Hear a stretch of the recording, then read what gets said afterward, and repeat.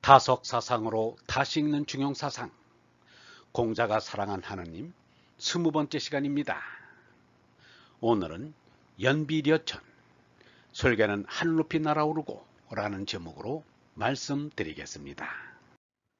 시운, 을피에 이르되 연비려천, 설계는 하늘 높이 날아오르고 어야구연, 물고기는 깊은 물에 솟아 뛰논다 하였으니 언기상하 차리야 그 위아래로 살피어 이른 것이니라. 설계는 하늘 높이 날아오르고 물고기는 깊은 물에 솟아 뛰듯이 하느님은 나를 초월하여 계시면서 내 속에 내재하십니다. 예수는 초월하여 계시는 하느님을 아버지라 하고 내재하여 계시는 하느님을 하느님 아들이라 하였습니다. 석가는 초월하여 계시는 어를 니르바나라 하고 내재하여 계시는 하느님을 다르마라고 하였습니다. 중영에서는 초월하여 계시는 하느님을 천이라 하고 내재하여 계시는 하느님을 성이라고 하였습니다. 초월하여 계시는 하느님으로부터 거룩이 내리고 내재하여 계시는 하느님으로부터 기쁨이 솟습니다. 초월하여 계시는 하느님과 내재하여 계시는 하느님이 둘이 아닌데 이 내가 위아래가 있고 안팎이 있는 상대 세계에 머물고 있기 때문에 그렇게 둘로 느껴질 뿐입니다. 이처럼 하늘에 나는 설계와 물에 뛰노는 물고기만 보아도 하느님을 생각할 줄 알아야 합니다. 모든 것은 하느님의 기호요 상징입니다. 유영모는 우주의 모든 현상은 하느님이 내게 주신 편지라고 말하였습니다. 말로 할 수 없는 하느님을 말로 나타내자니 없이 계시는 하느님이라 모순된 말을 할 수밖에 없습니다. 물에 용이 뛰듯이 참말 속에는 참뜻이 뛰어오른다. 영원히 사는 것은 참뜻뿐이다. 하느님의 뜻은 영원하다. 참뜻이 우주의 뿌리다. 뜻만은 영원히 죽지 않는다. 참말만이 영원한 생명이다. 하느님의 뜻과 내 뜻이 하나가 되어 영원한 참뜻을 이루어야 한다. 율곡 이인은 16세에 어머니 신사임당을 여의었습니다. 사춘기 나이에 사랑하는 어머니를 여의고는 삶의 회의가 일었습니다. 어머니의 상을 받자 바로 서울의 강남에 있는 보은사를 찾아가 불경을 읽었습니다. 유계의 가정교육을 받은 그가 절에 가서 불경을 읽게 되었다는 것은 그가 받은 충격이 얼마나 컸던가를 헤아릴 수 있습니다. 19세가 되던 해에는 금강산에 들어가 마하연 도량에서 참선을 하였습니다. 어느 날 율곡은 금강산 깊은 골짜기에서 혼자 수도를 하고 있는 노승을 찾았습니다. 그리고 노승에게 공자와 석가 중에서 누가 더 훌륭한 성자냐고 물었습니다. 노승은 공자는 석과는 비교도 안 되는 속이 내진하지 않는다고 말하였습니다. 그 말을 듣고 율곡은 불교에서 말하는 진리가 유교에도 있다고 말하였습니다. 그러자 노승이 마음이 곧 부처라는 말이 유교에 있느냐고 물었습니다.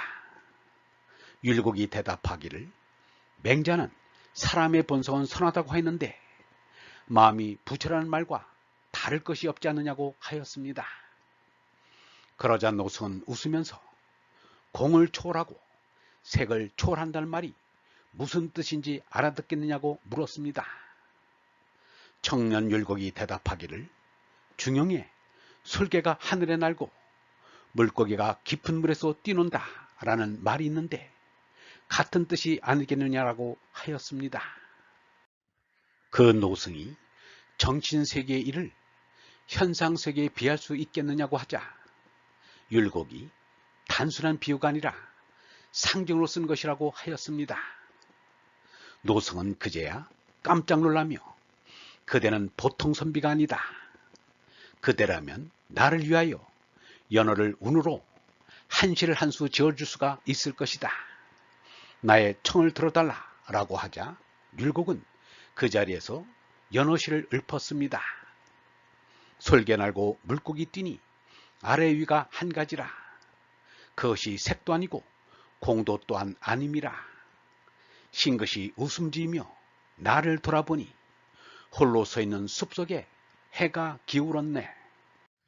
율곡과 비슷한 나이인 17세의 절에 들어가 참선을 한 주인은 어찌하여 율곡과는 달리 불교를 몹시 배척하였는지 모르겠습니다.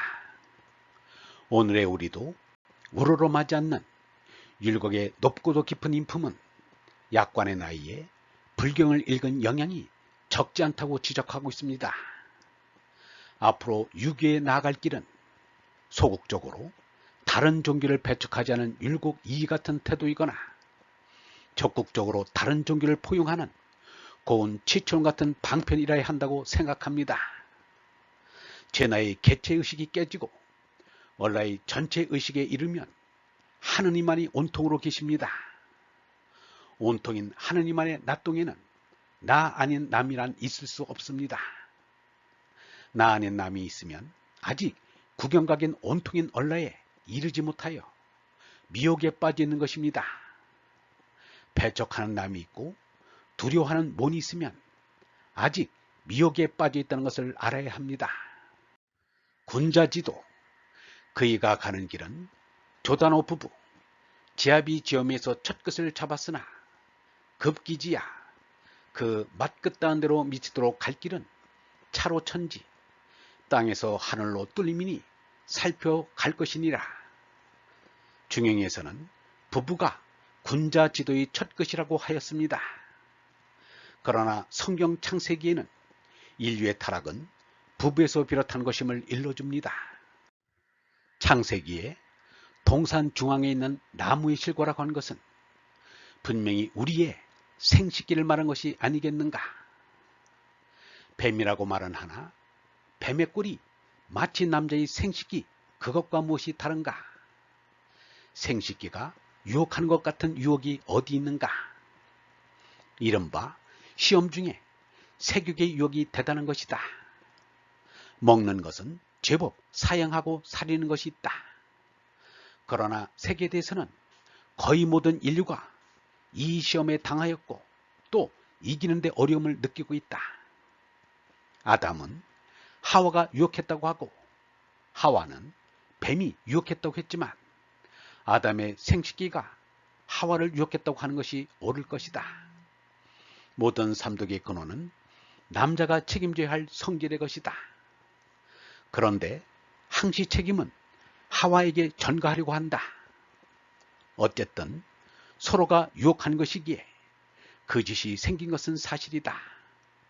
맛도 있음직하고 만져볼 만큼 탐스럽기도 하고 먹어보니 맛이 좋고 해서 아담과 하와가 같이 먹었다는 것이다.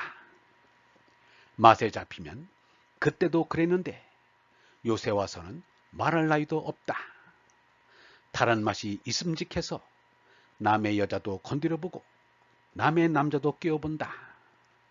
맛에 맘이 나면 사람은 아주 짐승만도 못하다. 사실 시집가고 장가가서 부부를 이루는 것이 군자의 첫걸음이라면 혼인한 남녀는 모두가 군자가 되어서야 할 것입니다. 그런데 공자 때도 중국의 인구는 몇 천만 명이 되었다는데 공자는 한 사람의 군자도 못 만났다고 하였습니다. 혼인을 안 해서 군자가 못 되는 것은 아닐 것입니다. 사실은 예수를 비롯하여 혼인하지 않은 사람 가운데 군자가 많습니다. 석가도 혼인 생활을 하다가 그만두었습니다. 공자도 혼인 생활이 원만치 못했다고 합니다. 여기에서 군자지도 조단호 부부의 뜻은 배후에서 배천에 이르는 슬기를 깨치라는 것입니다. 배천이라는 말은 중영 26장에 나오고 노자 68장에 나옵니다. 하느님 속에 들어가 하느님과 하나가 되는 것이 배천입니다. 배후가 첫 끝이라면 배천은 미처 이름 급지입니다. 미치도록 갈 길은 땅에서 하늘로 뚫림이란 놀라운 번역입니다. 하늘 땅을 살피는 것만으로는 최고의 경지에 이르는 것이 될 수 없기 때문입니다. 배후에서 배천에 이르자면 식색을 끊는 해혼을 하여야 합니다. 해혼이란 마트마 간지나 유혹모처럼 가정은 가지되 성생활은 끊는 것입니다. 식색의 물신을 초월하지 못하면 우리의 정신 생명이 자라지 못한다. 언제나 먹을 것을 삼가고 남녀를 조심해야 한다. 하룻밤을 자도 남녀 유별하여 만리장성을 쌓아놓고 자야 오랑캐의 침입을 받지 않는다. 생마는 오랑캐의 말보다 더 무섭다. 포악하고 음흉하고 잔인한 것이 성범죄다. 언제나 자기 몸을 공경하여 일평생 시험에 빠지는 일이 없이 건강과 정결을 지켜야 한다. 건강한 육체로 음식을 이기고 건강한 정신으로 남녀를 이겨야 한다. 음식과 남녀에 지면 곧 병신이 되고 등신이 되고 죽게 됨이 마치 서리가 내리면 얼음이 어는 것과 같다. 음식과 남녀를 이긴 사람만이 건강한 육체와 정신을 지니고 새벽에서 저녁까지 살아갈 수 있다. 식욕과 성욕에 끌려다니면 인생은 무의미하고 신세를 망치게 된다. 식색을 삼가면 온 나라가 행복해진다. 배우와 배천이 비슷한 점이 있다 하여 배우를 첫것이라 하고 배천을 막것이라 할 수 있지만 전혀 차원이 다릅니다. 그렇기 때문에 에스컬레이터를 타고 있으면 가만히 서서 목적지에 이르듯 배후에서 배천에 이르게 되지 않습니다. 어버이를 떠나서 배후를 맞듯 처자를 떠나야 배천할 수 있습니다. 처자를 떠나는 것이 식색을 이기는 것입니다. 출가를 하여도 식색을 이기지 못하였다면 출가한 것이 아닙니다. 어떻든 몸나를 버리고 얼라로 손나는 것이 하느님이신 천도에 이르는 것입니다. 유영문은 이를 땅에서 하늘로 뚫림이라 하였습니다. 하느님 아버지와 우리의 얼이 통하여야 아들의 권리를 얻을 수 있다. 그러면 간단히 안심 임명할 수 있다. 영원한 목숨까지 통해서 들어가는 것이 임명이다. 영장의 동물로서 하루아침에 깨닫고 나면 그대로 하느님 아들인 성령을 얻는다.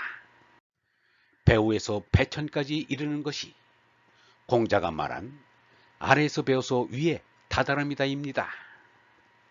배후를 넘어서야 배천에 이릅니다. 짐승이 전하에서 하느님 아들인 얼라로 목숨 옮김을 하는 것입니다. 예수는 이것을 이렇게 말하였습니다. 너희는 아래에서 났고 나는 위에서 났으며 너희는 세상에 속하였고 나는 이 세상에 속하지 아니하였느니라. 이 세상에 속하였다는 것은 생매라는 상대 세계에 속하여 죽을 생명이라는 뜻입니다.